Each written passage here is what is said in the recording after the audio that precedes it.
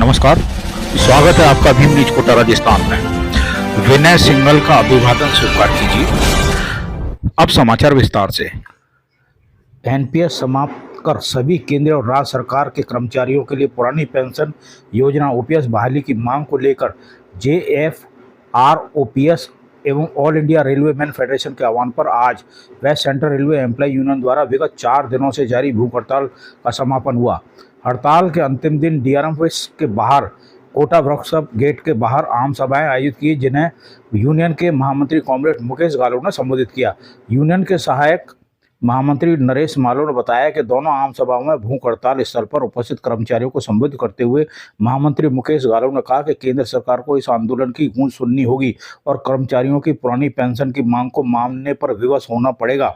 उन्होंने कहा कि जिस प्रकार इस भूख हड़ताल आंदोलन में युवा और महिला कर्मचारियों ने भागीदारी निभाई है, उससे स्पष्ट है कि युवाओं का विश्वास सिर्फ यूनियन एवं लाल झंडे में है। केंद्र सरकार को चेतावनी देते हुए श्री गालव ने कहा कि अभी सरकार नहीं चेती तो देशव्यापी रेल हड़ताल के अलावा कोई विकल्प कर्मचारी के पास नहीं रह जाएगा।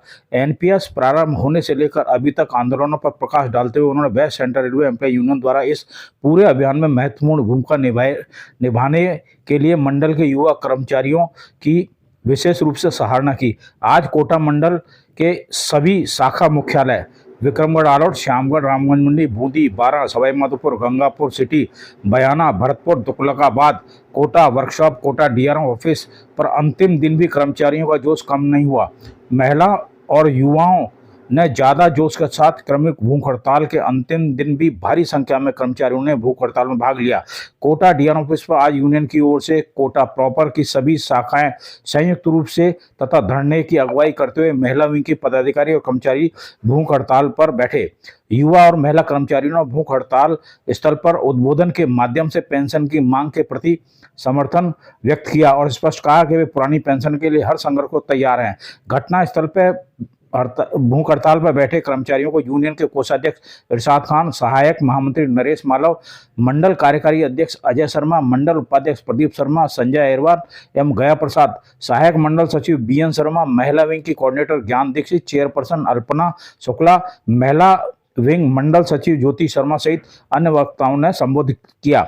इस अवसर पर एमएस बग्गा, राजकुमार सरसिया, दीपक राठौड़, सुनील झा, आईडी दुबे, सुषमा राठौड़, अनीता शर्मा, रेखा, आयशा, सलमा, दर्शना, सीमा, सुनीता, मनसा रोहड़ा सहित अनेक कर्मचारी उपस्थित थे। आम सभा के बाद यूनियन के महामंत्री कॉमरेड मुकेश गालव के नेतृत्व में यूनियन के प्रतिनिधि मंडल ने पुरानी पेंशन बहाली की मांग का पत्र केंद्रीय वित्त मंत्री के नाम अपर मंडल रेल प्रबंधक को सौंपा। साथियों, बताते चलें कि इसी प्रकार कोटा वर्कशॉप द्वारा भी वर्कशॉप के मुख्य द्वार पर भूख हड़ताल का आज समापन हुआ, जहां शाखा अध्यक्ष घनश्याम मीणा के नेतृत्व में 4 दिन से भूख हड़ताल पर पूरे जोर से जारी रही। आज समापन हुआ आम सभा को यूनियन के महामंत्री मुकेश गालव, कोषाध्यक्ष इरशाद खान ने संबोधित किया। वहां आयोजित कार्यक्रम में जसवंत सिंह, ओपी राजपूत, गौरव कश्यप, पंकज टटवाल, मनोज श्रीवास्तव, प्रशांत गौतम, आरपी मीणा, चेतराम मीणा, कमलेश मीणा, राजेश नजीर, आशीष कटारा, अतुल पाठक, अनिल शर्मा, संतरा मीणा, गीता पेशवानी, बबीता चौहान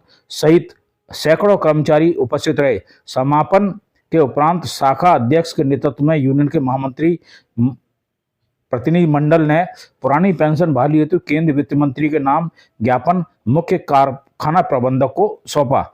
साथियों, बताते चलें कि 12 जनवरी को यूनियन की यूथ विंग द्वारा यूथ कॉन्फ्रेंस और युवा संवाद आयोजन उमरावमल पुलिस सभागार में किया जाएगा, जिसमें मुख्य वक्ता यूनियन के महामंत्री कॉमरेड मुकेश गालव होंगे। सहायक महामंत्री नरेश मालव ने बताया कि यूथ कॉन्फ्रेंस में कोटा मंडल के सभी स्टेशनों शाखाओं के युवा कर्मचारी भाग लेंगे।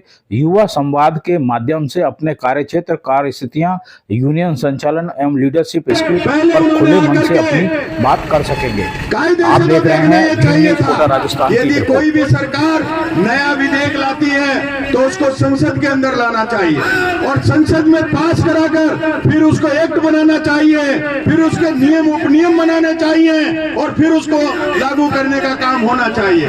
लेकिन ये सरकार जानती थी कि हम एनपीएस जैसे खतरनाक हथियार को यदि इसमें संसद में लाने का काम करेंगे तो समूचा देश पूरा उठ जाएगा और ये कभी पास होने वाला नहीं है। तो अंतर्राष्ट्रीय राष्ट्रीय मुद्रा कोष और इसके विश्व बैंक के दबाव में, क्योंकि इनको लोन चाहिए था, जितना लोन भारत सरकार ने लिया हुआ है उसकी किस्त, मूल किस्त देने का काम तो दूर रहा, उसका ब्याज तक नहीं चुक रहा था इनसे, और फिर दोबारा लोन अप्लाई करने का काम किया। तब उन्होंने ये तमाम प्रतिबंध, जितनी सब्सिडीज थी, ये सब खत्म करना, काम करते हुए होम ड्यूटी एक्सपायर हो गए। और इस तरह से अगर आप कोटा मंडल का ही आप ध्यान रखें, कोटा मंडल का ही हम उदाहरण दें, तो हमारे एनपीएस के तहत जो भर्ती हुए 1 जनवरी 2004 के बाद 25 ऐसे कर्मचारी थे जो काम करते हुए शहीद हुए, काम करते हुए ऑन ड्यूटी शहीद हुए, जिसमें रन ओवर भी थे और भी दूसरे केस थे और ऑन ड्यूटी एक्सपायर होने के भी केस थे। 25 केसेस के अंदर वो जब स्वर्गवास हुआ उनका, तो उनकी विधवाओं को एक नया पैसा सेटलमेंट का नहीं मिला। अपना ख्याल रखें, सर्दी से बचाव करें। देखते रहें भीम न्यूज़ कोटा राजस्थान। आपका बहुत बहुत धन्यवाद।